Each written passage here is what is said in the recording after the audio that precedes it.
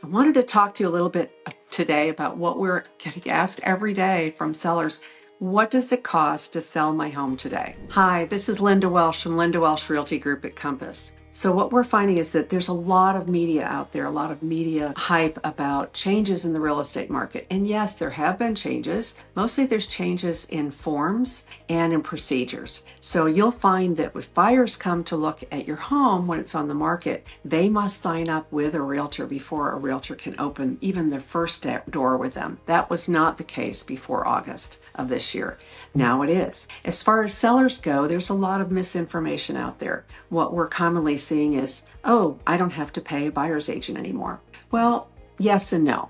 Here's the deal. We've talked a little bit about this in a previous video, so feel free to go back and check my other videos, but we're going to talk about it in a nutshell and then talk about overall what your costs are going to be. Number one, do you have to pay your buyer's agent? No. It's always been negotiable. You could put your house on the market for sale by owner tomorrow. What we are seeing, though, is generally and historically, people who put their house on the market for sale by owner are going to have a couple of different results. Number one, they're going to attract people who want to buy directly from an owner because they want to save money. So they may save money up front as a buyer, and then you're going to probably get a far less of a return on the back end. You're also not going to see competing offers. You're not going to see people scrambling to see your home when it first comes on the market because it's relatively hidden from the public. It's not going to be displayed in MLS, and it may or may not be viewed. Now, that doesn't mean that a realtor couldn't list your home and only have you pay their side. But again, a buyer's agent is going to inquire right up front, is your seller offering a commission to pay my professional fee? And if they're not, most times that buyer's agent is probably not going to show your home because they deserve to get paid for their work. They don't work for free. Nobody you know works for free. Alternative to that is if their buyer says, hey, I'll pay the full fee myself. That doesn't happen very often. It could happen, but we haven't seen it so far. I will tell you that from my own personal experience over the last 3 weeks, which is how long this new system has been in place, by and large, about 95% of the listings that we have shown are paying our full professional fee. So use that as a guide when you're talking to a realtor about listing your home. Now the next question is, how much am I going to have to pay to sell my house? First thing you're going to look at is, what do you do to need to get your house ready for the market? We just recently moved our team over to Compass, and the reason we did that largely was because of 2 different systems that they have. One of them is called Compass Concierge.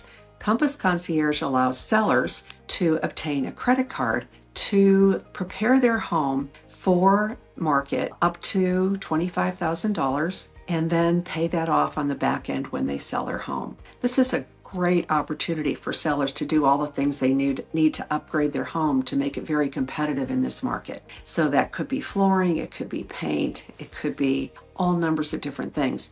But it also includes staging, which can be very important if your home is vacant, or let's say it really needs an upgrade and perhaps your furnishings are not as current as they might be as attracting a new buyer. So Compass Concierge is a great idea for those of you considering that. Number 2 is, what are the general costs that you would expect if your home was already in the condition that you would expect it to be at sale? And that would be closing costs. You're going to be paying, as a seller, you're going to be paying the owner's title policy. That is an algebraic equation that we'd be happy to share with you once we know what the likely selling price would be. We can also do a net sheet for you. In general, you're going to see commissions in many different ranges, but I would say in most cases you're going to see commissions in the 3 to 7% price range. And that may have to do with whether or not a buyer comes unrepresented. You may find that a listing agent may negotiate their fee if a buyer comes unrepresented. They're going to be doing more work, but by doing more work, they may be expected to get paid a little bit of that difference at least. So that's something to talk to your realtor about. Now, other closing costs will be filing fees, the escrow officer's fee, attorney's fees at the title company. Now, you will also be paying for your taxes for the portion of the year that you own the home. So if you owned your home for 6 months of the year and you're selling mid-year, then you're going to find that half of your annual taxes will be paid at closing to the buyer so that they can pay off the entire year at the end of the year. So there are lots of different things to consider. Timing is one of them, and also getting your house ready for sale. So if you have any other questions about what's it going to cost to sell your home, please give me a call. I'd love to help. My number is 512-657-4033. This is Linda Welsh again at Linda Welsh Realty Group at Compass. Have a great day.